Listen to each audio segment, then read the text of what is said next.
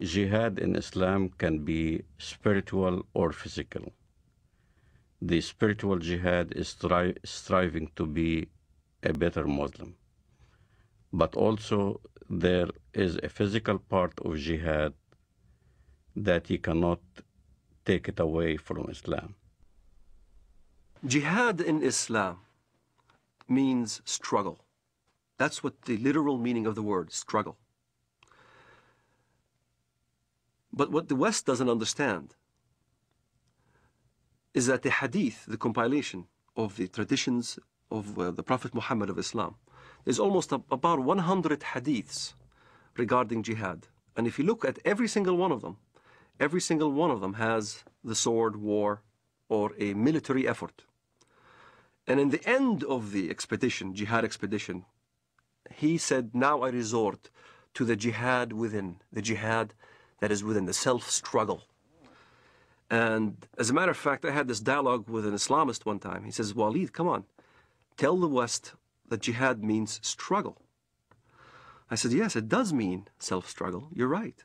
Jihad does mean self-struggle. But so does Mein Kampf. Mein Kampf means my struggle. In the same fashion, the Islamists look at jihad.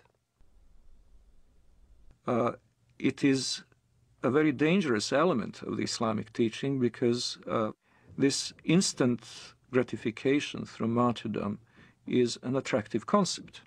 And by the way, when the so-called martyr operation is carried out by Hamas, what is announced from the minarets of mosques is not the death of so-and-so who carried out the attack, but the wedding of so-and-so to the Houris. In other words, they immediately make the implication that far from having to cry over his disappearance, over the end of his physical life, his parents should be happy and celebrate and throw a party because their son is now being not only transported into heaven, but greeted there with these voluptuous beauties. Shaheed, the word shaheed, means witness. To witness, to testify. To testify there is no God but Allah and Muhammad is his messenger. And you die as a shaheed for that cause. You're a witness. You're considered a witness, a martyr. And a martyr becomes glorified. Your family will glorify you after you die. To a Muslim fundamentalist living in the Middle East, I had to be initiated. I had to basically either kill my first Jew or destroy my first Zionist infrastructure. I had to prove, beyond shadow of a doubt, that I was worthy. And there are ample amount of students, teenagers, men, who are willing to die as suicide martyrs, willing to put explosives. The martyr application is filled. There are many applicants. There's not enough bombs to fulfill the applicants. And to get on one of those missions, indeed you must have been chosen. You must have been really good. You must have been violent enough. You must have been going out on every demonstration in the streets of Jerusalem or Bethlehem or our village. You must have shown yourself worthy of a greater operation. So when I explain what I've done and people have seen me in the community and I was worthy, I ended up in prison, I was of course recruited. And I remember Mr. Mahmoud al-Mughrabi. He was proud to have planted 15 bombs and killed many Israelis. And he was being bailed out by a Jewish Israeli lawyer. He was back right in the street. So you find your bomb maker and you apply. You say, look, I want to join. I want to do my first martyr operation, planting a bomb or whatever. And you need connection. So I found my connection. I rendezvoused with this guy in Jerusalem, in Shara' Bab al-Wad. And he built this explosive charge with a timer and a loaf of bread. And I had to smuggle it from the Temple Mount under the auspices of Al-Waqf department. Al-Waqf police is the Islamic police appointed by the government to watch over the holy sites. Them knowingly that I had explosive charges smuggled me so I can escape from the checkpoints.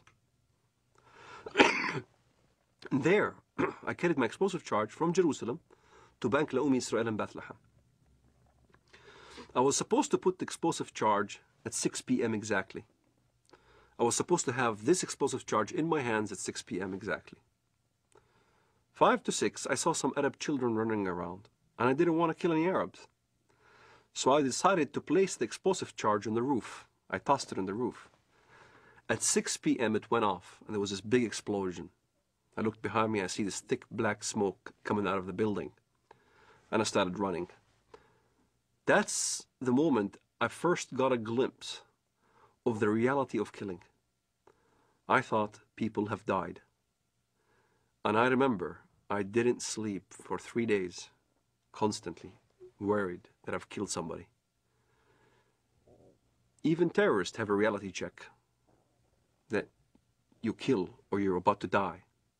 You can sense it. This is why in Israel, the nature of finding out a terrorist suicide bomber is to look at their eyes. They'll have these glossy eyes. They're sweating profusely. They're not paying attention because in their mind they're about to go. And you weigh the reality of what now you're going to die. And many times I've been in this situation where I had thought that I was going to get killed, shooting back and forth as we stoned at the Israelis and they shoot back at us and things like that. I was face to face with death. When you think in your mind you're going to die, you struggle between the requirements of your Islamic upbringing and between the reality that you value your life. And at some point, one has to outweigh the other. And for a Muslim fundamentalist, we always chose death.